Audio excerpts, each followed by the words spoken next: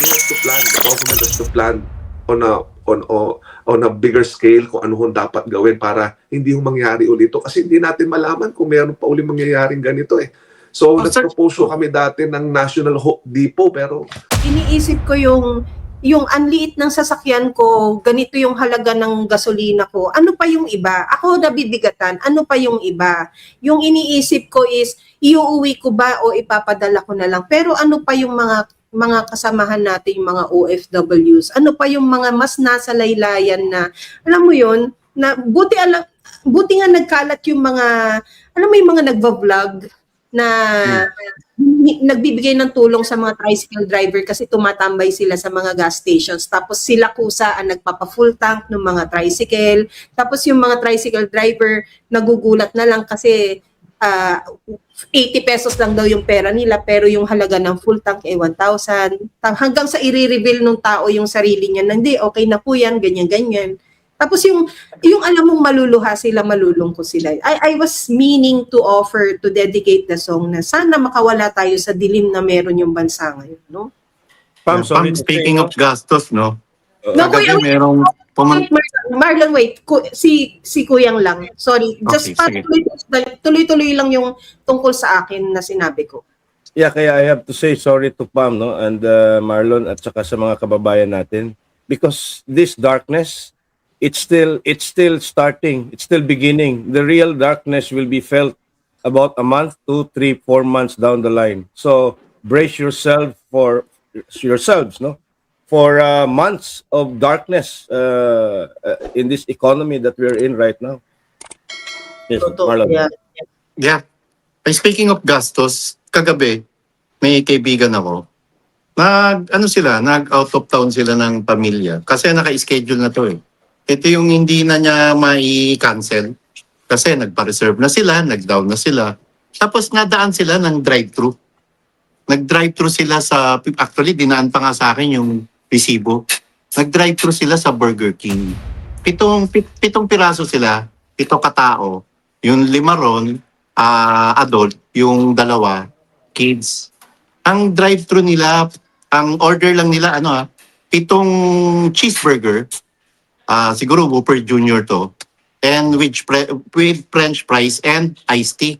Alam mo magkano yung bill nila sa drive-thru? 7, 1,700. Burger lang to, 7 burger meal, ang total bill ay 1,700. So, Halos 300 alam ko mararamdaman to ng mga halos 300 motorista na mga papunta ng north and papunta ng south and mga nagmamadali at yung the usual na ginagawa nilang mag-drive-thru. Ayan na.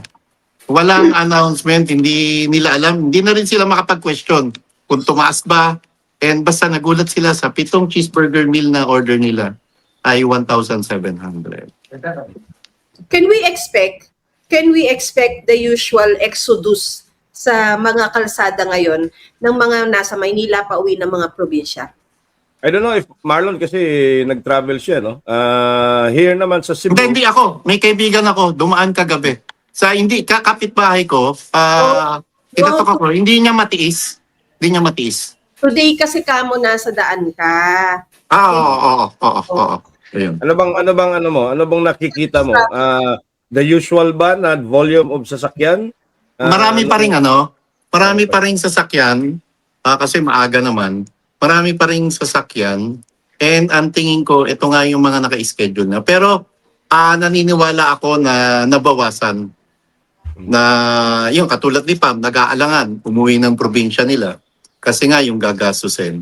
So, kung dati, 100% yung pagdagsa sa lansangan pag uwi ng probinsya, tingin ko mga 70% o 65% na lang ngayon. And yung iba ron, mas nanaisin na lang na mag-stay sa bahay para doon na lang gunitain yung Semana Santa. Alam mo dito sa amin sa Cebu, ang napapansin ko, meron pa rin no, boss at saka pero yung mga pinsan ko, yung mga kaibigan ko na normally kasi kami noon nag-out of town kami no, within Cebu lang no, about 100 or so kilometers away from where we are, mga resort, overnight or 2 days or 2 nights no. Ngayon wala yung mga pinsan ko. Tapos yung mga kahapon kausap ko yung isang trabahante ko noon na ang sabi niya kasi pumupunta sila doon tapos umuwi sila sa probinsya ang plano nila ngayon magmumotor na lang sila dahil mas makakasave siya sa motor na kasi before the war ang sabi niya pamasahe sa kanila non-aircon was 120 pesos. Ngayon daw ang sabi niya parang 250 na raw. So, ibig sabihin, pag dalawa sila, 500 na. Tapos, ang bata naman, libre. Dalawa yung anak niya. Imumotor na lang daw niya. Kasi, 300 daw, kung pwede na. Balikan, may extra 200 pa daw sila pagka, ano. Pero nagdalawang isip na rin sila kung uuwi ba sila. Yun ang sabi ng ano ko. These are just minimum wage earners na nagsa-sideline, habal-habal driver. Oh. Walang trabaho yung asawa. Oo. Baka i-discourage mo na lang din. Kasi kung imo-motor tapos may kasamang bata sa motor. May kasamang bata. Oo. I-discourage mo na lang din. Normally kasi sa mga ganitong araw din talaga yung disgrasya hindi may iwasan eh. Ako lagi lagi kong sinasabi to lalo do sa pinsan namin na meron din nagmumotor din mahilig magmotor no. Yung 4 na gulong nga na didisgrasya. Yung pang-2 tapos isasabak yung 2 gulong sa mga wide roads, let's say the national roads, yung mga ganyan, 'di ba? Yung 4 na didisgrasya. Ano pa yung 2 gulong na dapat pang isahan lang. Tapos lalagyan mo, sasakyan mo, aangkasan mo ng bata at ng isa pang adult back rider. Mahirap yan. Discourage na lang kaysa hindi natin alam kung anong pwedeng mangyari sa daan. Diba? May nakausap din ako kahapon, no? While doing laundry, while waiting for my sa washing para mailipat sa dryer, kasi parang 40 minutes, kumain ako sa isang, yung parang tapa house, ganun, no? Tapos, nakilala ko nung nag-serve. Sabi niya, ma'am, di ba ikaw si ganito na ganyan? Sabi ko, hello, sabi ko. Tapos sabi niya, hindi ka uwi, ma'am. Sabi niya, tapos sabi ko, dadalawang isip nga ako eh. Ikaw saan ka na uwi? In-engage ko siya, sa Bicol daw siya. Tapos sabi ko, kailan nang uwi ninyo? Sabi niya, hindi po ako uuwi. Sabi niya, bakit hindi ka uuwi? Kasi ma'am, yung ordinary bus, yung aircon naman, pero hindi siya yung metulugan. Di ba may mga bus na ngayon, yung pwede ka matulog? Kasi po yung 750, 1.5 na po ngayon yung pamasahe. Tapos, na-curious ako, sabi ko, kumusta pa yung mga bus na may CR, meron tulugan and all? Mas mahal po, sabi ngayon. Parang nasa almost 2.5, 2.8 daw. Tapos sabi ko, parang lumipad na ako ng Cebu nun na. Sabi, opo, parang ka nang nag-aeroplano, ma'am, ganyan-ganyan. Tapos, 11 hours ka sa daan, blah, blah, blah. Tapos sabi ko, so, anong gagawin mo? Papadala ko na lang po kaysa mabawas pa sa sweldo ko. Sabi niya. Oo, pero tanong ko lang I don't know kung naitanong mo rin to. Yung nagtaas ng pasahe si passenger bus, wala pang announcement ang LTFRB niya na. Baka ito yung talagang ini-implement na lang nila kaysa malugi sila. And yun din ang gusto ko patungkulan doon sa kaibigan ko, nag-drive-thru sa isang burger na sa Burger King, and biglang nagtaas yung presyo nang walang abiso sa publiko. No? Yeah. Actually, yung mga fast foods naman at mga retails, no, hindi naman nila kailangan mag-abiso. Except for suggested retail prices sa mga basic goods na nakalista sa DTI. Yung pamasahe, Marlon. In fact, dito sa Visayas, nag-approve na ata, or I think it's nationwide, LTFRB ata, or Marina, ay inaprubahan na yung 30% increase ng mga ferry rides, no, yung mga ferry fare dito, no. Pero gayon pa man, merong mga ferry dito, no, going to Bohol and going to Leyte na binawasan yung kanilang mga trips, no. Instead na 6 na trip or 4 na trip, no, kinat in half yung kanilang assigned na mga barko. Again, going back to yung sabi ni Marlon kanina at yung Pam. Alam mo ba, Pam, na yung dryer ng commercial laundry is LPG fueled? Ano? Yung dryer, yung commercial dryer, Actually, it's LPG fueled. Yung malalaking tangke na para, Ito yung para may commercial dryer. yung mga laundry yung mga laundromat, What about it? it's LPG fired. Oh. Although hindi pa naman, it's the same rate ng kasi pala yung ganyang kada salang, di ba? Mm. Regardless kung puno yung machine mo o ano, basta kada salang ang singil. I think it's the same singil pa from yesterday. So baka Kuyang EB, Pam, nabanggit ko na to nakaraang vlog natin, no? Na doon sa LPG. Meron kasi kaming maliit na poultry, contract grower. Ang gumagamit din kami ron ng LPG tank. And yun ng mga 3 weeks ago, part yun nung nag-meeting kami na paano yung dadagdag yung budget. Hindi ko lang nakuha yung costing, pero halos nagdoble ang presyo ng LPG tank. And kapag ka nagtaas ka ng LPG tank, paano mo sisingilin yun? Paano mo babawiin yun? At syempre, ang magsasuffer nun, yung mga consumer at end user. At saka yung grower, Marlon, kasi nakalock in kayo sa price kasi contract grower nga kayo may kontrata kayo, you have to grow this number of heads and sell it to the buyer, yung kakontrata mo at this specific price. I don't know kung may adjustment na sila. Oh, pero yung mga expenses kasi within the farm, hindi sagot ng ano yun, hindi sagot ng nasa dulong dila ko, yung contract grower. Hindi sagot yun ng company. Sagot yun ng kumpanya, ng grupo ng namamahala ng poultry na yun. Kasama sa expenses yun, sa kuryente, yung LPG, and syempre pati yung crudo sa generator. Kaya nga Marlon, kaya nga dapat mag-iiba din yung presyuhan, yung bentahan niyo. Kasi at yun ang problema. Kasi yung contract yung bumibili sa iyo, nakalock in na rin yung kontrata nila at for this specific price doon sa kanilang mga sinusuplayan na mga nagde-dress chicken, na nagbebenta ng meat. So ibig sabihin, cascading effect talaga yan down to the consumer. Kasi ipapasa-pasa lang yan eh. Ultimately, ang magsasuffer niyan ay yung taong bayan, yung konsumidor. Consumers, tama. ipapasa talaga sa consumer ang mga pagtaas ng presyo niyan. Actually, hindi nagbabanta. Alam na natin that in our next billing sa Meralco or kung sino man ang supplier ninyo ng kuryente, no, mataas na yan. Aaray na tayo dyan. And then, I'd like to believe the same thing with tubig, di ba? Water, yes. Nag-advise na dito. Sa Cebu, nag-advise na dito. Water rates increase. Aprobado na rin for April. Alam mo, Pam at Marlon, anong ginawa ko? I have my personal water dispenser, no? Na may hot and cold. Kasi nga nandito ako palagi sa desktop, nagre-research, nagsusulat, nag-aano. Alam mo, kinompute ko kasi dumadagdag siya ng kasi 24/7 to yung ano ko 24/7 na naka-on yung heater at saka yung fridge, no, yung cold na ano sa dispenser. Kinompute ko, tangina around 1,000 plus pala ang naidagdag dito every month. Alam mo, sa power bill ko. Kinompute ko kasi. Ngayon, tataas pa yan kasi summer. Kasi summer. So, mauobligan mag-aircon lahat o magdoble ng electric pa, mag-triple. Yung sa water, yung dispenser eh. Yes, hot, yung cold automatic yun. Pagka saksak mo, yung hot naman, i-switch on or off mo. Pero yung sa akin, naka 24/7 yun, no? Pagka naubos, palit, walang off, walang on.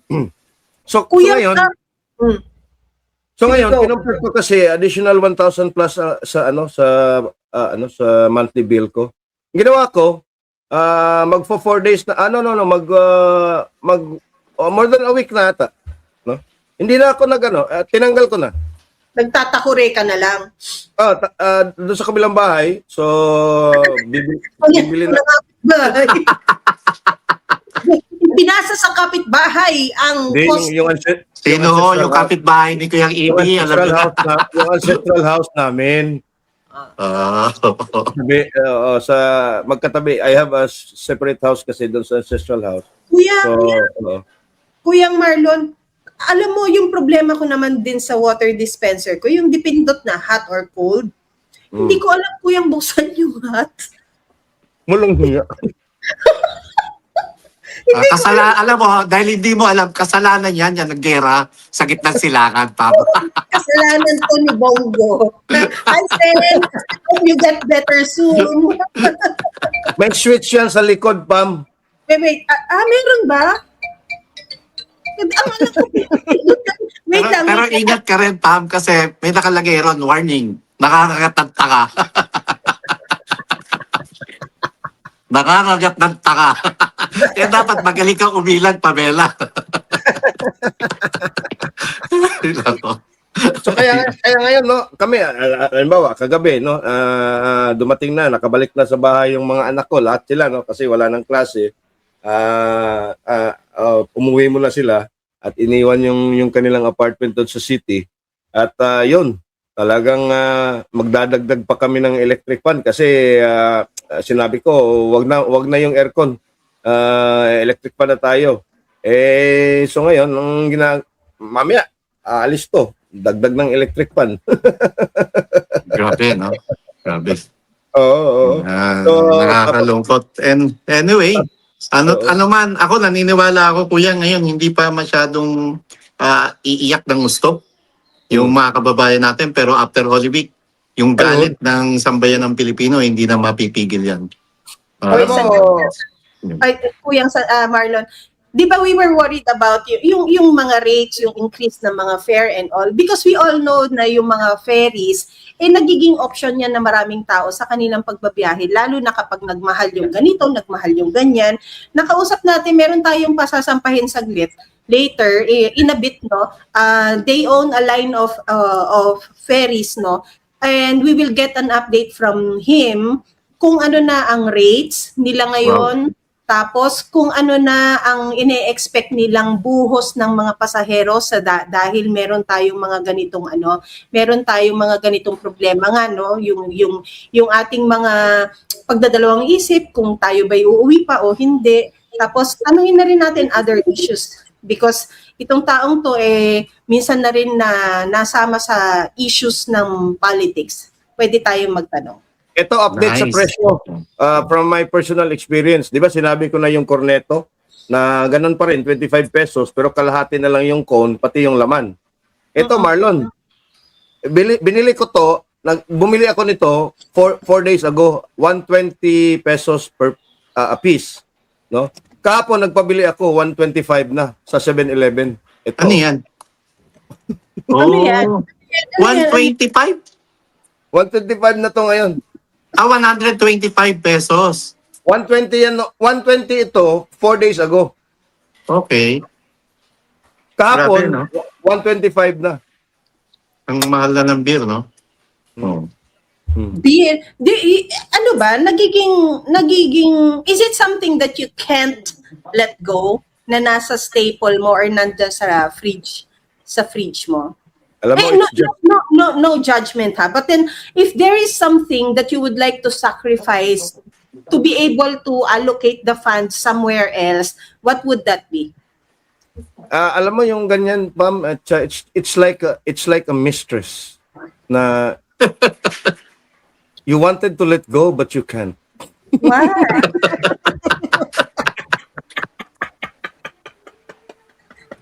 Ganun ba talaga sila?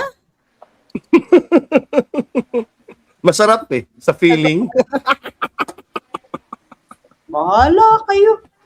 Well, Hindi ako anyway, makakomment, hindi ako makarelate, kuya. Alam mo naman ako. Bahay, simbahan, opisina lang ako. Saka negosyo. ilang bahay?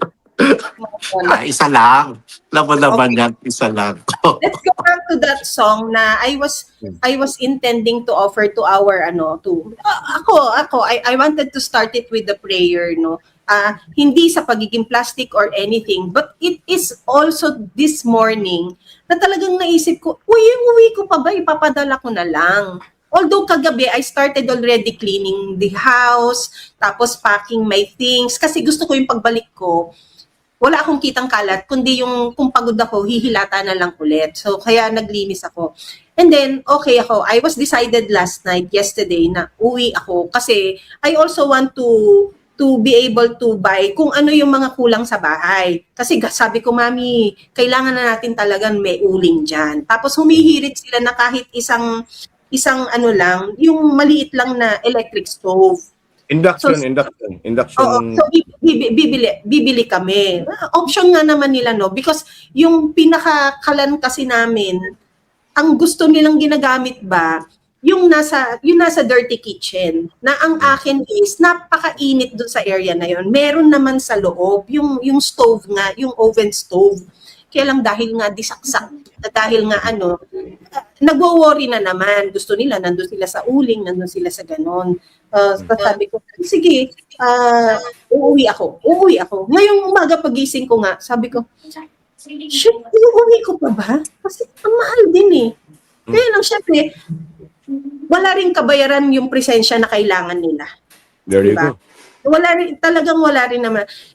Kaya tinanong kita sabi ko sa'yo, di ba, ano yung willing mong i-let go ngayon, isakripisyo? Sabi ko, isasakripisyo ko na nga lang itong sige, malalagasan ka ng ganitong libong halaga. Di ba? Malalagasan ka ng libong halaga. So, well, Kaya nga, ako, halimbawa ako, it was a matter of convenience for me, no, na mayroon akong water dispenser na automatic yung cold at saka yung yung hot water, no, na kahit at a moment's notice gusto ko magkape, andyan na kaagad, no. Pero yun, isinakripisyo ko yan. Almost a week na tinanggal ko. Yung aircon wala na din, no. Electric pa na rin. Hindi na. Oo. Mahirap mag-let go yung nakasanayan mo yan. Katulad yan, alam naman natin, pareho kami ni Kuya, hindi namin justified yung na umiinom kami. Pero alam naman natin na hindi naman tayo lasinggero, Kuya, di ba? And Right. sa mga puntong yun, yung mga pag-inom ng alak na yun, doon tayo rin nakakakuha ng oras para makapagmuni-muni. At yun yung pinaka-diversion natin sa mga problema kinakaharap natin. Higit lalo, bilang political observer, madalas Kuyang Ibi, pag nagblablag tayo, napapabuntong hininga tayo. Tama. Na masyado natin na-internalize yung problema ng lipunan. And sa mga ganitong maliit na bagay lang natin, nakakakuha tayo ng paraan para kahit papano mabigyan lang ng konting kaligayahan yung sarili natin. Pero kung darating ang punto na sobrang taas talaga ng presyo ng bilihin, hindi malayo. Yung mga ganyang klaseng quote-unquote na bisyo, bitawan. Diba? Kasi marami pang mas mahalagang mga gastusin sa loob ng bahay para sa pamilya ang dapat unahin. okay. And maraming salamat sa ating guest for today na very, very short notice, no? Napag-usapan lang natin bigla. And then, maybe a while ago, you saw me a little bit distracted because I was texting him na parang, Sir, boss, baka pwede kang sumampa saglit and bigyan tayo ng update sa kung ano ang magiging kondisyon or ine-expect nilang kondisyon sa karagatan ngayon bilang sila po ay isa sa mga may-ari ng line ng ferries na talagang tinatahak at pinagdudugtong-dugtong ang mga bansa natin upang ang mga Pilipino ay may option para masakyan. Please welcome CEO of Archipelago Philippines Ferries Corporation, owner of Fast Cut Ferries. We have with us Mr. Chet Pastrana today. Sir Chet, good morning everyone. Isang magandang umaga po sa inyo, Ma'am Pam, sa inyo pong lahat na nakikinig kung saan man po mula Luzon hanggang Visayas at Mindanao. Opo, Sir Chet, we also have Mr. Ibi Hugalbot and Sir Marlon with us. Hey, hello Sir Sir Chet. Ibi, Sir Marlon, magandang umaga po sa inyo. Good morning po, Sir Chet. Sir. May buntag. Sir Chet, si Ibi po ay Cebu-based. Meron ho tayo sa Cebu na Fast Cut. Meron po tayong operation sa San Carlos, Toledo at saka po sa Cebu, Tubigon po. Yeah. Ayun. So, Sir Chet, because today is, it's the Holy Week at alam natin na itong mga panahon na to ang laging buhos ng mga pasahero. And of course, yung sa ating mga common or mediocre, no, na talagang mga commuters at nagsisiuwian ng mga probinsya nila tatawid Opo. yan ng dagat para makauwi. And Opo. FastCat is there to bridge them from point A to point B. Opo. Ano po ang inaasahan natin ngayon sa dagsa ng pasahero sa mga pantalan, ngayon po na ang taas-taas po ng presyo ng ating mga krudo? Well, actually, tama po kayo, no? Peak season po supposedly ngayong panahon na ito at pinaghandaan po natin ito. Lahat po ng mga ship owners are really working hard at para po naman matugunan ang pangangailangan ng ating manlalakbay. Napansin lang po namin kagabi, medyo mahina po ang mga tao na dumagsa dito sa Western Corridor.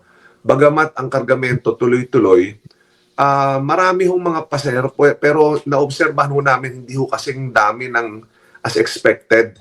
I think may impact din po yung pagtaas ng gasolina, the way people are traveling, especially ho yung mga may kotse na dati talagang dagsang-dagsa dumadating para pumunta sa iba't ibang parte ng Pilipinas to be able to spend time with family. Pero siguro ngayon nabasa ko namin kahapon na maraming sumasakay sa mga public transportation sa mahal ho ng gasolina. At ang mahirap po ay may mga parte ho ng Pilipinas, lalo na ho sa ibang probinsya na hindi rin ho available yung gasolina. So I think pinag-aaralan ho muna nila maigi kung talaga hong kakayanin nila dahil siyempre ho masikip talaga ngayon dahil ang mahal-mahal ho ng gasolina, lalong-lalo na ho sa ibang parte ng Pilipinas. Oh, Sir Chet, So, na-apekto po yan. opo, Sir Chet, apektado kayo tiyak sa presyo ng crudo ho, Sige. ang ginagamit Opo. sa mga fast track. Opo. So, Crudo po, paano nyo paano hong adjustment ang ginagawa nyo po? Actually, ganito Para po, sir. hindi naman masyadong mabigatan ang mga pasahero natin. Tapos, syempre, Opo. hindi rin maapektuhan yung negosyo nyo po. Actually po sir, ganito no. I mentioned earlier to another interview that before, ang fuel revenue ratio natin is mga 35% of our revenue goes to fuel. Ngayon ho, nasa mahigit 80% na eh. Dahil from 53 to 55 pesos, ngayon 140 na ho ang bili namin sa probinsya. Umaabot na ho ng 145. Masaklap pa nga nito, minsan walang stock at kailangan mong bayaran mo ng cash. Kung meron dumating, kailangan bayaran mo. So tayo, ang ginawa ho natin, since 2022, ang ating rates, meron ho kami published rates after nung pandemic, nung COVID pandemic. Yun ang aming published rate. Pero because of market forces, we don't sell our tickets based on published rates. We sell it less than our published rate, which is about 50 to 60% only for published rate. So yun lang ho sinusunod namin because of market forces. Ang ginawa ho namin right after nung tumaas na, bumalo ho na ng 90 pesos, nagdoble na. Nag-adjust lang ho kami ng konti based on our published rate, about 20-25%. Depending ho sa bus or sa mga pasahero. Ganun lang ho ang ginawa namin. But tas pangalawa, ginawa ho namin is we're doing smart runs where we run our ships based on load factor and also binabawasan namin yung speed para makatipid po tayo ng gasolina. Tapos nagko-code sharing kami ng aming mga kasamahan sa industriya na yung hindi namin masakay, sinasakay sa kanila kung hindi naman nagmaapura naman para naman hindi maantala at maapektuhan yung kanilang pagbiyahe.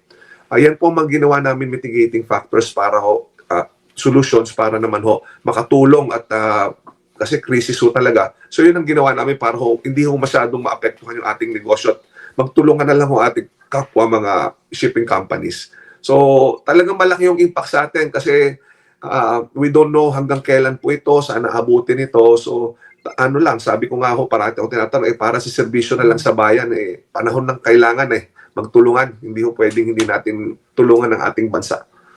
Sir Chet, no, sabi mo kanina na malaki talaga yung impact nito sa inyong operating costs, no? Opo. At as far as you are concerned, and we also see this, we don't see the end in sight, no? In fact, it's still Opo. intensifying, no? And the Opo. problem is pag nasara pa yung Red Sea, no?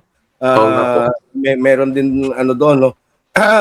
How long can your company tolerate this regime right now, Sir Chet? At do you have some contingencies in place para to keep the company afloat at to provide the service na again you're vital to the economic activity of the country, no, in your own right. Alam niyo, salamat po sa inyong katanungan. Alam niyo po, sir, I think we've experienced the worst during the COVID pandemic kasi talagang walang gumalaw. Pasahero, zero, pero ang kargamento kahit paano gumalaw.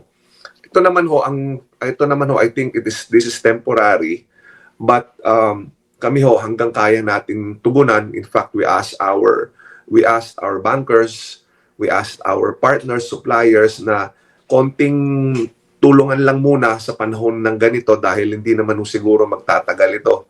But in any case, siguro ho ang aming prinsipyo na lang ho para na lang po sa bayan ang paglilingkod. Hindi na ho namin iniisip yung kumita Maka-cover lang ho namin yung daily expenses natin, pasweldo ng mga tao, kahapon o sweldo, mabayaran ho natin yung pambili ng mga pyesa natin for maintenance.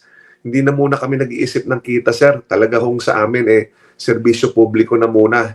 So sana ho ganyan din ho ang nasa isip ng ating mga kaibigan sa gobyerno na wag ho natin pahirapan muna ang private sector at magtulungan po tayo, lalong-lalo na ho yung mga tulungan natin yung mga mananakay at mga nagtitrade na umaasa ho sa mga, kasi ang backbone ho ng transportation industry, shipping Kahit ano ho natin sabihin, 90% of cargo being moved in the world is moved by ships. So talaga hong very vital and critical ho ang serbisyo natin. So siguro kailangan po tayo magtulungan as a nation. Tigilan ho muna natin yung mga unnecessary gastos sa gobyerno. Wag na ho muna natin pahirapan yung mga policy na dapat to pagaanin. Wag na muna nilang isipin kumita. Dahil ho talagang kami dito sa industry na to, hindi na ho muna namin iniisip yun kung hindi matuloy lang natin ang serbisyo para sa publiko po. Sir, Follow-up pinanggit question. niyo yung gobyerno, no? Ako yung sorry. Follow up lang doon, inline lang doon sa sinabi niya. Opo. Pinanggit niyo yung gobyerno. May tulong ba o may pakikipag-ugnayan ba sa inyo ang national government para maibsan itong kinakaharap na problema sa industriya ng transportasyon? Actually po, sir, nagpatawag naman po sila ng meeting, ang DOTR, ang Marina, nagpatawag naman po ng meeting, pinag-aralan po kung ano kung pwede matulong. As far as policy, nakatulong naman po sila. For example, yung mga unnecessary expenses sa port, pinatigil nila, pero kulang pa din po dahil hindi lang naman ho, kasi meron ho kami binanggit nung isang meeting na pag ang mga fuel tanker papasok sa pier, hindi ho basta nakakapasok kahit sino. Kailangan ho mag-file sila ng mga permit to operate. Dito ho sa kausap ko isang fuel company no isang araw, para makuha ng permit to operate, sumisingil ho ng medyo malaking amount na umaabot din ho in peso per liter ang gastos. Pinatigil po yan ni Secretary Banoy.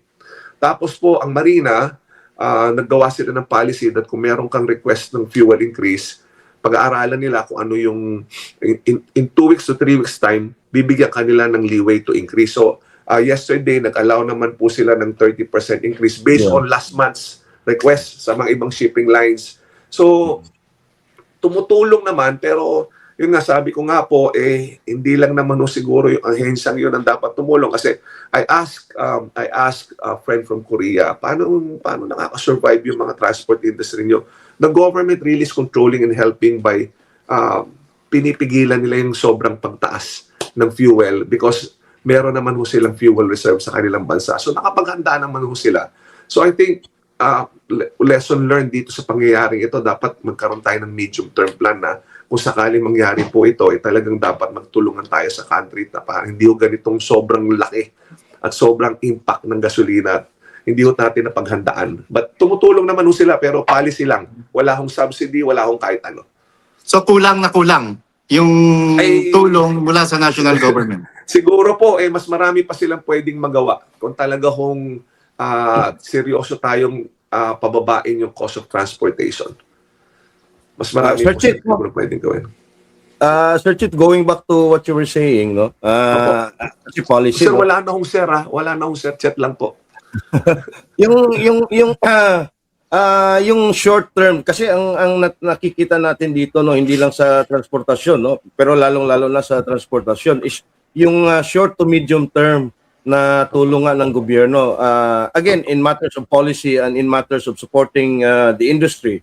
Meron ho ba kayong plano na idulog ang inyong concerns no in the form kasi there are people are saying, and in fact the BSP has already said that they might be raising rates because this is an inflationary pressure at pagka to curb inflation tataas yung rates no, and Opo, interest rate. again that will impact on your loans outstanding. Hindi ho ba kayo humihingi ng some form of a restructuring or just to keep rates down doon sa DOF at sa BSP? Actually, sir, hindi ko kami umaabot dyan sa mga national agency, pero sa mga bangko po natin, we have the banks, the private banks are very good naman po na sumusuporta. In fact, they've been closely coordinating with us mula po nung nangyari itong crisis na ito. Yesterday, I was with our account officer and sinasabi ho nila ano bang pwede namin maitulong. So, tumutulong naman ho mga private banks na medyo nire-relax nila kasi I think they understand that they're also impacted by the situation, not only from us but from other industries. Ang mahalaga naman ho lang nakakabayad tayo ng mga obligasyon natin sa bangko. Pero siguro, ang ginawa ho namin ngayon is niliitan namin muna kasi sinasabi nga ho namin sa kanila, ang gasolina ho ngayon kailangan bayaran mo like over the weekend. Itong long weekend na to, we had to pay substantial amounts sa supplier natin in millions. Kasi sabi nila, wala ka makukuha, baka mamaya matigil ang operation mo. So, pinaprioritize lang ho muna namin na makaikot at makabili ng fuel. Kaya yun po ang aming ginagawa. But with regards to the medium-term plan, nakikinig po ako kay Congressman Toby Tiangco. May punto po siya sinasabi na ito hong mga taxes sa gasolina, habang tumataas yung peso per liter, tumataas din ho yung VAT at saka excise. So siguro dapat pag-aralan ng gobyerno talaga na wag muna pag-aralan maigi na matigil ho muna yung mga pagsisingil ng matataas na buwis dahil kung titingnan nyo sa region, napakataas ho ng ating fuel compared to other countries. So mahirap na bansa na ho tayo, nagsastruggle po tayo, pero yung mga kalapit nating bansa, na-adjust nila based doon sa kaya ng bayaran ng kanilang mga katauhan. Pero tayo dito, parang sobrang, walang tigil ang taas parang ano ginagawa ng government para huminto yan. Ang suliranin daw ito na dulot ito daw no Chet doon sa oil deregulation law whereas our neighbors no meron pa ring state control ang kanilang oil industry at subsidized pa rin samantalang sa atin dito sa Pilipinas wala no, it's fully deregulated. That's why in the world sa buong mundo, tayo po ang may pinakamataas na pag-increase no at 87% doon sa diesel lang no. So are you also supporting the idea of revisiting the oil deregulation law at some point mag-create nung alam mo Chet siguro you remember yung oil price stabilization fund doon no, si Marlon at medyo bata pa to So, tayo, di ba, would you be open to the idea of establishing such a fund again for these market shocks pagka na subject yung yung industriya? Actually, sir, yung pong OPSF parang band-aid solution but kailangan po natin yan. I think what we really have to do at the start of this administration, meron po kami pinopose na magkaroon tayo ng talagang national depot para ho magkaroon tayo ng oil reserve. Kasi yung paggawa lang ho ng mga subsidy at paggawa ho ng mga ganyang mitigating short term ho yan Kasi yung first tinanong ko yung kaibigan ko sa Korea, meron silang 150 days ata na oil reserve na bukod pa ho yung sa private sector. Tapos sa kanilang, ginawa ho nila, every 2 weeks, kinokontrol ng government yung panik. Tapos at the end of the period, pinangako ng kanilang presidente, tutulungan namin kayo kung anong diferensya ang nanulugi ninyo para wag naman maapektuhan at makusyon natin yung impact nitong problema ng conflict sa Middle East. So I think dapat gumawa tayo ng medium-term solution. Yun yung sinasabi natin, number 1, bawasan muna yung taxes is a good step. Ngayon, yung OPSF, maganda rin ho yan para naman ho, at least hindi ho ganun ang impact.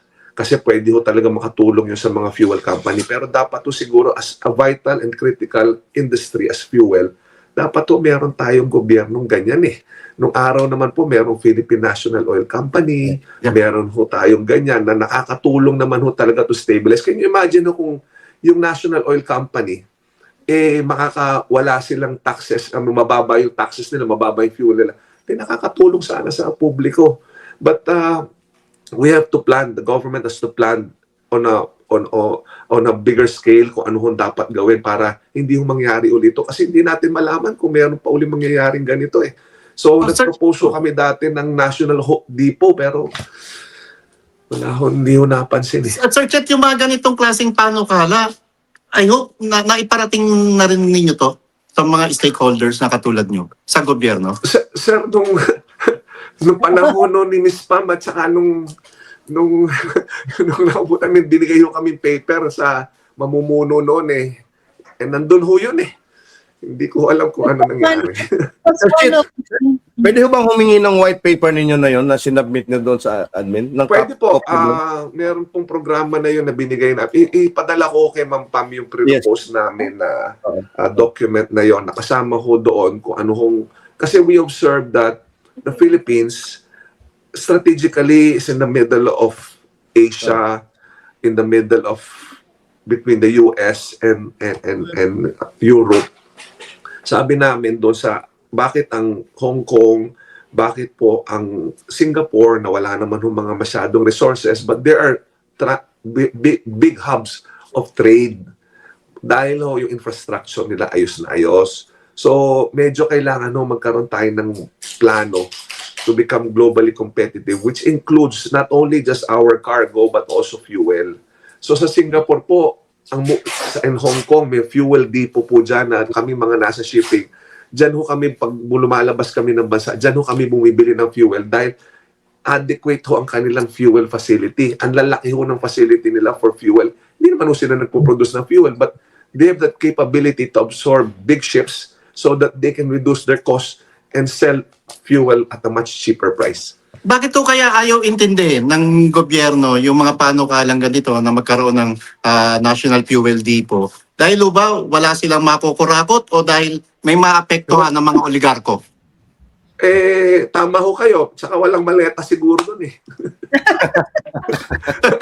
Baka wala akong maleta eh. Kasi actually may proposal ho talaga yun. In fact, I was talking to one of the person who's very close at the time na meron partners from Middle East who was willing to invest na magtayo ng ganyang klaseng infrastructure facility, but unfortunately hindi ho naging priority. Pero I was listening also to the campaign, during the campaign ng presidential, nabanggit din ho to ni Vice President Leni Robredo, which I think common sense will tell you na kailangan ho natin gawin ito eh. We need to do this, and now we're feeling the effect of all of this na hindi ho tayo nakapaghanda. Kaya nga, Sir Chit, do you think nakadagdag din yung pag-alis ng Shell sa kanilang refinery at yung pag-close ng kanilang refinery? At tinignan ko yung numbers, no? Sa Asia, we have the lowest refining capacity. Isa lang yung refinery natin na yung sa petrol. Samantala yung mga karatig bansa natin, yung Vietnam, 2, yung Indonesia, 3, Malaysia has 2, Thailand has 2, no? At pati na rin yung distribution infrastructure natin, no? At do you really think na kulang ba talaga ito? Because I think we consume about close to 500,000 barrels per day. But yung refining capacity ng Petron is just 180,000, no? So most of our consumption ay imported refined or white petroleum products na, no? tulad mo, no? At and then you have to work with the traders as well, no? Hindi kayo nakakadirekta doon, and then yung traders, yung broker fee prorata din, depende doon sa presyuhan ng world market. So talagang ako po no, talagang you have a lot on your plate, honestly. Opo, alam niyo, at that time when Shell was dismantling their refinery in Batangas, I asked them, they said it was cheaper at that time for them to buy from their different depots around the region than refine it because the cost of power in the Philippines is very high. So doing business in the Philippines is very high. So siguro isa ko rin yan dapat, which is true, not only in the oil industry, but as a whole, doing Everywhere. business in the Philippines is very high. Yeah. So siguro dapat to pag-aralan talaga ng mga susunod na panahon at susunod na mamumuno sa ating pamahalaan kung paano ho natin ma-improve ang environment ng business para ho ma-encourage natin ito kasi talagang napakamahal ho ng doing business in the Philippines. Oh, yung ease of doing business is not so easy at all. Medyo Opo, opo. challenging. Pero may tanong din ako, Pam, kay Sir Chit, no? Yes. Kasi, Sir Chit, do you have your own potable water source for your ships? Kasi, as far as I can see dito sa amin, may ibang supplier ng tubig doon sa barko. At ganun din, tulad ng fuel, hinihingan din sila ng iba't ibang charges doon sa pier, sa PPA, lahat na lang. Kayo din po ba, are you managing that as well? At may increase na rin ba yung potable water supplier ninyo? Meron ng supplier niyan, sir, sa lahat ng lugar. Either from a local government official, o yung mga nagninegosyo sa pantalan, na malapit sa kusina. So hindi ho natin pwede basta pasukin yan kasi nininegosyo. Kaya nga cost of doing business is high. Sir Chet, speaking of negosyo, no, yung bang kumpanya nyo, itong Fastcat, puro passenger vessel lang to, no? Wala ho tayong nagsasakay po tayo ng bus and trucks and bus and trucks, pero mga oil cargo po, wala po, no? Domestic po. ano po? Yung mga oil and cargo na mga ano. Nagsasakay po tayo, sir, ng tanker. Nagsasakay mga po tayo ng mga trucks, diba? We carry about And 500,000 vehicles every year and about close to 3 million passengers a year. Since nandiyan kayo sa industriyang yan, I'm sure may naririnig din ho kayo tungkol sa balita ng oil smuggling. Talamak pa rin ba ito sa kasalukuyang administrasyon? Sir, ganito lang po, no? Noong panahon na 20 pesos per litro o 30 pesos per litro, ang isang drum lang ay 6,000. Ngayon, magkano na isang drum? 20,000. Hindi lang ho oil smuggling ang problema. Problema rin ho yung mga tao natin. Naging attractive na ho magnakaw ng gasolina. Kaya ho, grabe yung pagbantay namin. Ngayon, kausap ko ho yung isang malaking fuel trader the other day. Nagpunta po sa opisina. Nandyan pa din po yan. Nandyan pa din po. Kaya minsan meron pa. Pero sa sobrang higpit ho ng supply ngayon, medyo nahihirapan. Pero nandyan pa din po yan. Talamak po yan doon sa bandang itaas. Opo. So, Kuyang, still oil and... Yeah, still oil at saka tatanong ko lang din ito kay kay Chet. Isang problema din yan dahil nga very attractive na yung presyuhan. Opo. Do you see now, kasi I'm talking to a lot of my friends, yung mga trucker friends, no? I was in the export-import industry kasi noon, Chet, no? Sabi nila talagang sumipa yung pilferage ng kanilang mga truck drivers. Yung isang 20-liter container, half a container, talagang ninanakawan yung kanilang tangke, no? Kaya stricto na across your industry, no? Not the smuggling na malalaking operation, but yung crime, yung krimen na ginagawa ng ating mga ordinary workers na nagnanakaw ng crudo. Dala ho ng kahirapan ng buhay at dala rin ho ng mabilis na makakuha ng pera. Very attractive pong fuel ngayon dahil 140. Magkano ho yun? 30,000, 20,000 isang drum? Ang binibili ho natin sa isang barko, naglo-load kami 15, 20,000 liters. Magkasino mo na lang mapansin yung 200 liters, di ba? Pero kaya ho mahigpit kami nagbabantay. Ultimo yung mga tanker ngayon. Kasi ginagawa ho nila minsan kakutsaba yung mga gwardya, kakutsaba yung mga nando sa pantalan. Imbis ibabasa yung buong 20,000, kukurot sila ng 500 liters. Hindi nila ilo-load lahat. So, mga ganun ho bang sistema. Kaya talagang pinag-iigting natin ngayon dahil talagang ang hirap po ngayon panahon na ito. Wow. Ako, Sir Chet, lipat lang ako ng mabilisan sa sektor naman ng turismo. Dahil ang turismo dito sa ating bansa talagang nagsasuffer din because Filipino people, especially those young travelers, would rather ride on a plane and go outside of the country. Outside of the country, meaning to say, yung mga first time siguro yung Hong Kong, Japan, yung mga ganyan, no?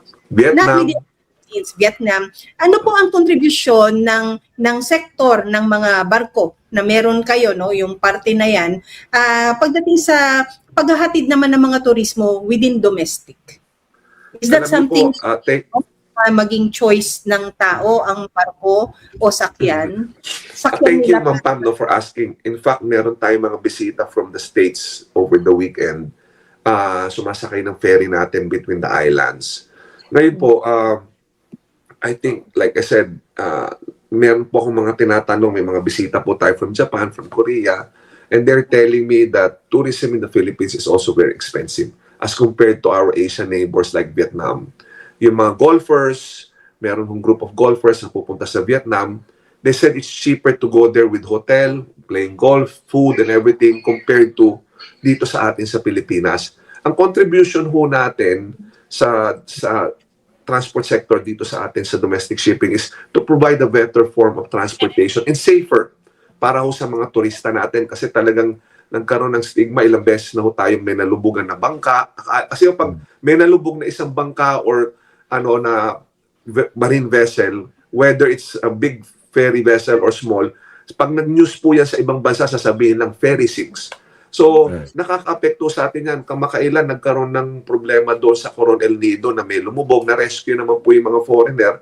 Pero, siyempre, nagkakaroon ho ng stigma at nagkakaroon ng impact sa atin yan. But sa atin, what our role, we've been saying many times that the Filipino deserve better. We should provide safer means of transportation. Ganon din po sa ating mga turista kasi any incident is a bad reflection po sa ating bansa. So pinag-iingatan po natin yan. So pag ngayon ho, napansin namin na maraming turista sa Boracay, maraming turista sa Surigao, maraming turista sa North, sa Bataan na nagsisurfing, sa Palawan madami din ho. Pero like I said, kung siguro, kasi ang total tourism natin nasa below 5 million, 4.7 nga ho ba, 4.8 as compared to Vietnam, they're doing almost 30 million already.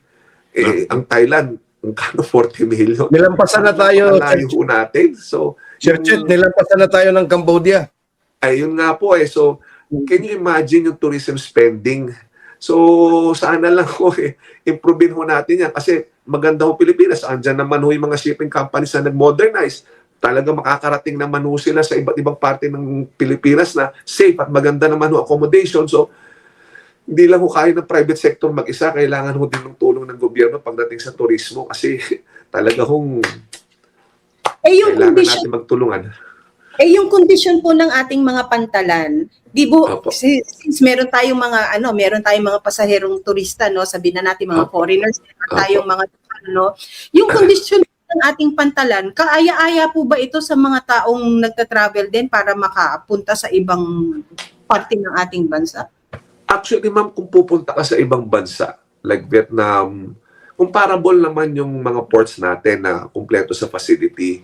Pero ang problema kasi, like I said, ease of doing business, ease of traveling.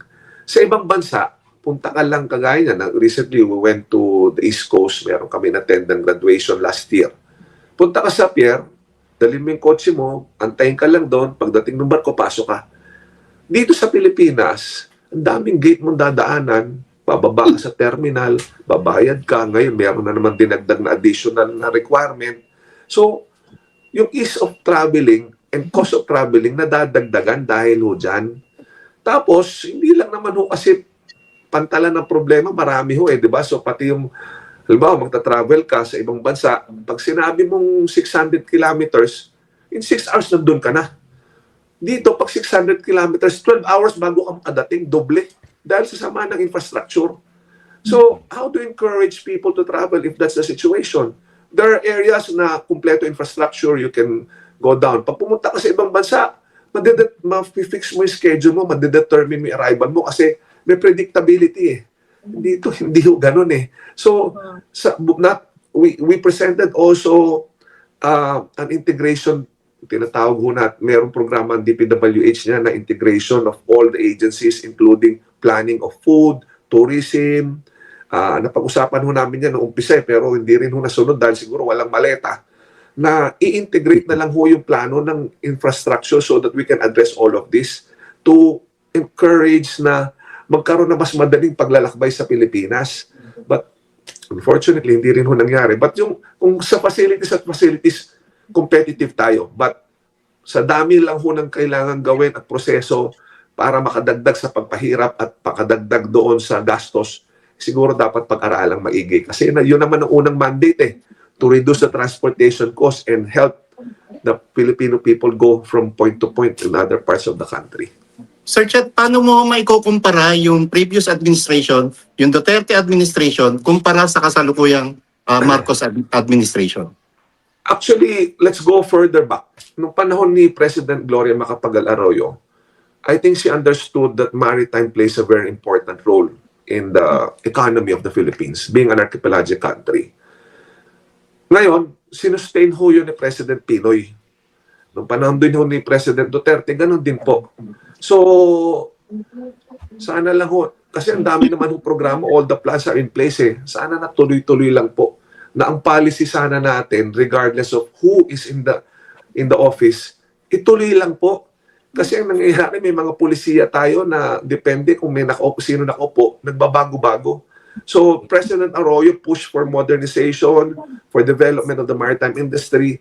Unfortunately ngayon, hindi ho ganun ang direksyon Kita nyo, nalubugan tayo doon sa Mindanao, sa papuntang Basilan. Kasi meron po tayong mga policy na hindi naman ho nasusunod at binabago-bago, depende ho kung sino. So, I believe that all we have to do is, depending on the leadership, just keep on pushing on the development of the maritime industry because that's the backbone of the transportation industry. But it cannot just be the maritime asset, but we have to look at it as a whole, as an infrastructure project. Yeah, speaking of policy and looking at it as a whole, no, Sir Chet, talking to investors, talking to people na nag-interact ka sa international, ano po yung impact ng foreign policy ng administrasyon na to? Nakita naman natin na talagang very belligerent against China, leaning towards the United States. We have 11 EDCA sites here. Meron ho ba yung significant impact doon sa perspective at yung confidence ng yung mga, probably your investors, yung mga partners ninyo, at yung pasahero din na nag-a-avail ng serbisyo ninyo? Thank you for asking again, sir. No? Alam niyo po, may epekto talaga. Dahil doon sa corruption index, napakataas natin. So, medyo mahirap po magkumbinse. Although there are interested parties from different parts of the world. Europe, China na wala muna. Dati meron interest in China mag-invest sa Pilipinas, lalo na ho sa transport sector. But meron naman pero talagang parang kumbaga they're just waiting. Hindi po ho nila pinupursige. So it speaks highly of maybe the stability of the political situation and also yung sitwasyon ng global. So may impact din po yan, sir. Very sensitive, lalong-lalo na ho yung Europeans pagdating sa bagay na nangyayari sa ating bansa. Very sensitive po sila. Lalo na rin ho ang Japanese. Ganon din ho mga Hapon. Ayun. Sir, last question, Pam. Sir Chet, about 4 days ago, sabi ng dating NEDA, DepDep Chair, si Arsenio Balisacan, inflation will probably hit around 14.3% because of the oil crisis. No? Kayo po ba sa industriya ninyo at are you talking to the industry players at yung mga stakeholders ninyo? At meron ho ba kayong parang plano na ng mga contingencies if and when talagang I think we're really feeling it now. I think it's even more than 14.5% yung inflation ngayon At ano ho ba yung parang na lang din tulong na rin ninyo sa ating mga ordinaryong commuters na kailangan talagang sumakay sa mga ferries niyo? Dagdagan ko lang po yung tanong na yon, aabot po ba sa punto na in the next coming months hihinto rin po ang pagbiyahe ng mga barko?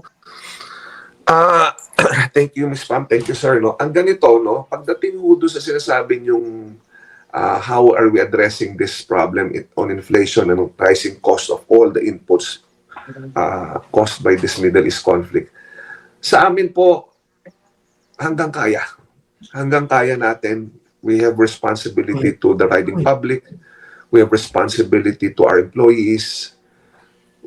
we have personal responsibility because nilagay na ho namin mag-asawa at ng aming mga kasama ang aming buhay dito sa industriya nito na it's really part of public service and pagmamahal sa bayan. So hanggang kaya natin gagawin natin. Kung titigil, sabi ko nga sa inyo nung panahon ng COVID, na wala hong sumakay na tao, tumakbo naman ho tayo. In fact, nung nagkaroon ng mga bagyo, alam mo to nila Ma'am Pam, nung nagkaroon ng mga bagyo at relief operation, tumugon pa rin ho kami, maski kulang sa pera, padala ng barko sa Cebu, padala ng barko sa Siargao, para lang ho makatulong sa bansa.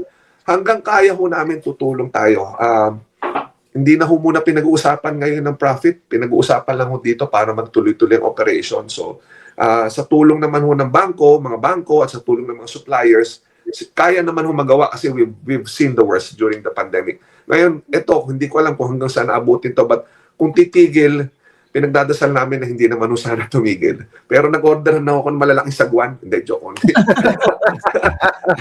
Hindi naman kasi siguro Sir Jet, titigil. Hanggang kaya natin tumakbo, magtutulungan kami ng other stakeholders, magtutulungan kami ng tayo ng mga empleyado in the private sector. Sana lang ho, katok ako sa gobyerno, tumulong din ho kayo. Tigilan nyo Kasi na muna pagpopolitika. Tigilan nyo na muna yung mga hindi naman ho nakakatulong sa bansa sa panahong ito. Kasi dito sa Cebu kasi, Sir Chet, yung fast craft dito na yung Tumigil. passenger type lang, merong binawasan yung kanilang mga Binawasan routes, na no? ang biyahe. Opo. Sa Binawasan Batangas yung po biyahe. meron ng tumigil na mga purely Meron ng passenger. Kasi tingnan mo yan. kailangan po ng balanse between passenger and cargo eh. Maswerte ho tayo na yung negosyo natin, we carry both. So kung kulang man yung pasahero, kahit paano may cargo. Ngayon, pag tumigil ang cargo, nga. Pero hindi naman siguro titigil dahil goods have to be moved. Cargo yun eh. So products have to be moved. Fast-moving consumer goods have to be moved. Something has to move in an archipelagic country. Hindi naman kaya lang mo yan. So, Right. tatawid sa atin yan, ma'am and sir. Ako, Sir Chet, meron kasing stigma ng pagsakay sa barko na baka lumubog, tataob yan and all, mamamatay ako dyan, nakakatakot yan. Safe po ba? Safe po ba na sumakay sa fast cat ferries? Actually po, yun ho ang priority natin. Kung titingnan nyo yung aking very safe, very fast, and very convenient. Safety is our priority. Kaya po ay nag-import gumawa ng mga bagong barko na internationally classed is because safety, like I said, Filipino deserve better. Nasasaktan po kami pag meron na nawawalang buhay na kapwa natin Pilipino. Halos 80 po yung namatay dun sa Mindanao. So, nakakalungkot because hindi sana mangyayari yan kung ang enforcement ang dami nating batas. Nag-uusap po kami ng safety committee ng Global Organization Interferry the other day. In Africa, in other parts of yung hindi developed na bansa, enforcement is the issue, including Indonesia. Kasi ang batas nandiyan na lahat eh, enforcement. So kung susundin lang po natin yung mga polisiya at i-implement ng gobyerno, hindi yung mangyayari ito eh. Hindi yung pabago-bagong polisiya, depende kung sino nakaupo, depende sa interpretasyon. So, safe po kung sa safe. Ang probability ho ng ang losses, kung titingnan yung statistics, ang life lost at sea, mas maliit compared sa land at saka sa air. Yung barko ho natin, yung sa capsizing na sinabi ni Ma'am Pam, 0.001 probability of capsizing because we're using catamaran ships. We have 2 hulls. We have 10 watertight compartments. So yung capsizing, hindi ho yan 0.001% mangyari. So kung safe, that's our priority. Tinayaan ho namin ang buhay namin para sa safety ng ating mga kababayan. Okay, safe pong sumakay ng fast cat. Malinis naman po ba? Opo. Well, that's our goal to make sure na malinis, merong kukulang tubig, lahat po ito. Kaya lang talaga alam nyo ang ating mga kababayan pag nakakasakay ng barko minsan, ewan ko, babae sa ibang bansa, malinis sila. Pero pag dito, kung ano-ano yung tinatapon sa ating mga toilet, hindi ko maintindihan, nagtatapon ng basura, may basurahan naman. So, yun siguro isang dapat Pero, din na we have to educate. Pero Disiplina Sir ng Chet, safe siya, malinis siya. Ang tanong ko, Sir Chet, may libreng wifi ba? Meron po tayong wifi, naglagay po kami ng Starlink sa barko. Oh, Kaya ang problema ko, pag nasa gitna ka ng dagat, minsan may signal, minsan wala. So, it's really a challenge. It's Well, really a at challenge. least Pero lahat ng provide- barko namin, nilagyan namin ng Starlink. Wow. Okay. Sir Chet, maraming salamat sa dahil sa konting oras na ikaw ay inistorbo ko, umoo ka naman. Pero hindi ka makakawala sa last question ko. Opo. Pero ito pong last question na to, mas pipili po namin na sagutin nyo lang ng yes or no. Yes or no lang po. Mr. Chet Yes. Pastrana, kayo po ba ay brother-in-law ni Attorney Vic Rodriguez? Hindi po. Ayan. Hindi po. Alam niyo na isang araw po, tinanong ako niyan ng isang dating governor ng Mindanao. Sabi niya, ito, nang lumalabas sa ganitong TV ngayon, ganyan-ganyan. Brother-in-law yan ni Vic. Ha? Sabi ko, hindi. Sabi ko, yan ay makapakawala ng mga, sabi ko nga ho sana na lang, may responsibilidad ho kayo mga nasa media. Sabi lang ho kayong totoo. Huwag niyo naman, din man yung kailangan na siraan ng tao na gumawa ng storya. Hindi ko ho, by blood or by nakilala ko lang ho si Attorney Vic nung nag-volunteer ako nung last election. Doon ko Yan, lang ho siya nakilala. Yung business That's partner the ko po na si Dennis Trajano at ang asawa ni Dennis Trajano at ang asawa ni Vic yun na magkakilala, magkaano. Pero ako ho, wala po akong relasyon, by blood, by affinity, wala po. I just volunteered and served under the leadership of Attorney Vic at that time because he was the one running the election.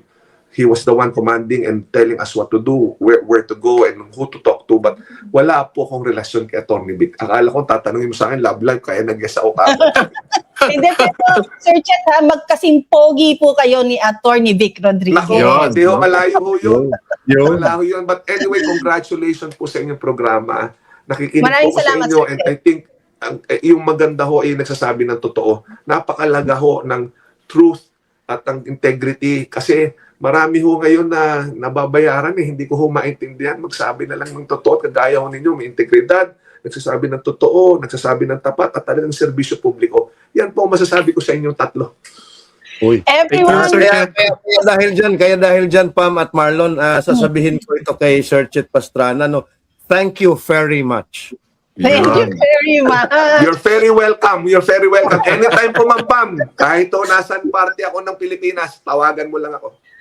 Sir Chet, maraming salamat. Regards to your family and of course to Ma'am Mary Ann Pastrana. No, maraming salamat. Napakabait Salamat na po sa pamilya inyo. po. Mabuhay po kayo. Mag-ingat. Thank you, sir. Thank you very much. Thank you, sir. Thank you. We hope to have you. Okay, thank you po. Thank you po. Okay. Ayun, no. Talagang naihirit mo pa yung tanong na yun, Pamela. Bakit? Kailangan nating ihirit yung Dapat. tanong na yun pagkakataon na natin di ba? Tama.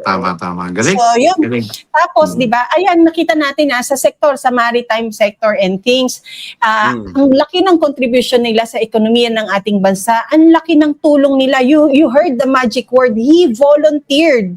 He volunteered sa campaign ni Marcos Jr. And then what else did he do? May mga na stranded and things, kahit hindi nila ruta, nagpadala sila ng mga barko para maisalba kung sino man yung mga na stranded na tao. That's public service and that is dedication to their line of duty dyan sa maritime sector. At ang masaklap, Pam, hanggang ngayon, mag-iisang buwan na yung gera sa Middle East, walang maibigay na konkretong tulong o suporta ang Marcos administration sa sektor ng ferry sector. Tapos ito ang Ferry masasabi transportation. natin. Oo. Kaya tama ang sinabi ni Congressman Pulong Duterte when he said na ang magiging legasiya ng isang Marcos Jr. ay ang kanyang korupsyon. Because you heard him straight, you heard it straight from the man himself. He was asking, na itigil muna po ang mga korupsyon dito sa sektor na to. Hindi ho natin kailangan ng maleta. Ang kailangan lang nila kung ano yung tulong pagdating sa legislation, kung ano ang kailangan ng maritime sector. But then here is Marcos Jr. worried na pag daw alis niya ay hindi maituloy ang kanyang mga nasimulan. Nakita niyo yung interview ng Malacanang press corps doon sa babaeng palengkera? Nung tanungin kung ano yung legasiya ng Marcos administration, nabulol. Nabulol ang lola niyo. Sige, kayo. Kautal-utal. On the spot tanungin ko, EB, what is it if you have no other choice you need to appreciate Marcos. What of his legacy will you appreciate? 1, nothing. 2, none. That's the reason I did not vote for him in 2022. I only voted for VP Sara. Mm-mm. Marlon, Budol, corruption, addictus. wala rin talaga eh, no? I think we're being fair here eh. Kasi yung mga, yung bumuhos ba ang ayuda eh something na kailangan natin ma-appreciate sa kanya? Pam, ano na lang natin? Ano ba yung definition? Ano ba yung kahulugan ng Legacy. word na legacy? Legasiya. Actually, tama. Oh. Ano bang legasiya ito? Pinakulong mo ang tao na nagpalibing ng tatay mo sa libingan ng mga bayani, pinakulong mo,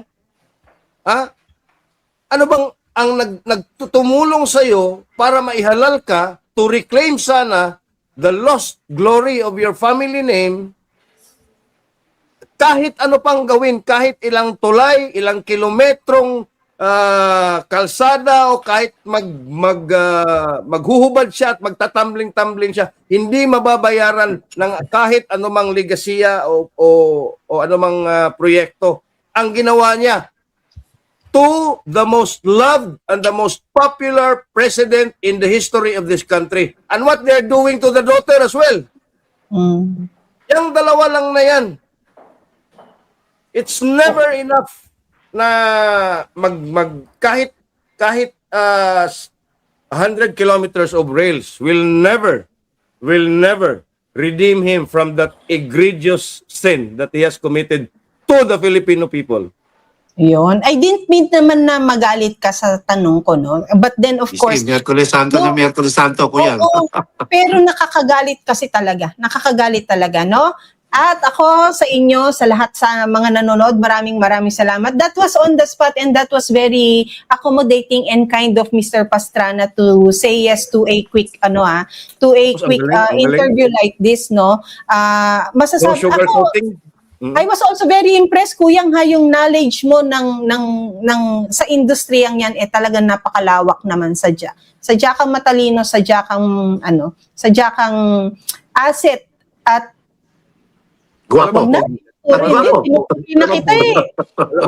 Nagawin adjective. Wag na. Nagdalawang isip ako kasi nag-flash sa isip ko yung itsura nung picture ko na pinost mo kagabi eh.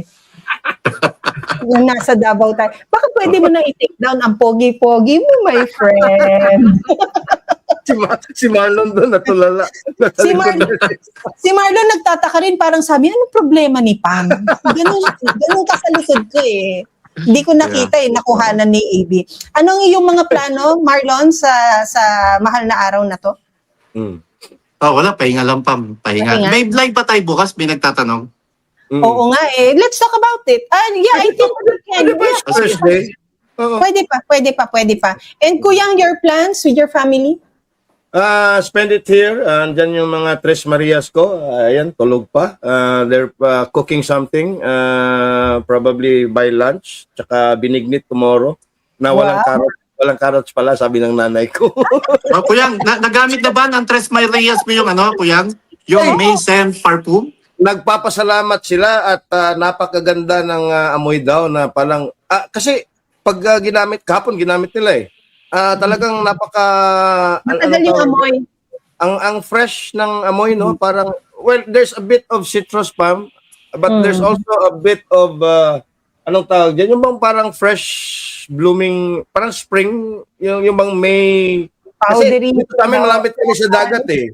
Malapit kami sa dagat. Around May, yung from summer at tag-ulan na, ang sarap kasi yung freshly cut grass na umaano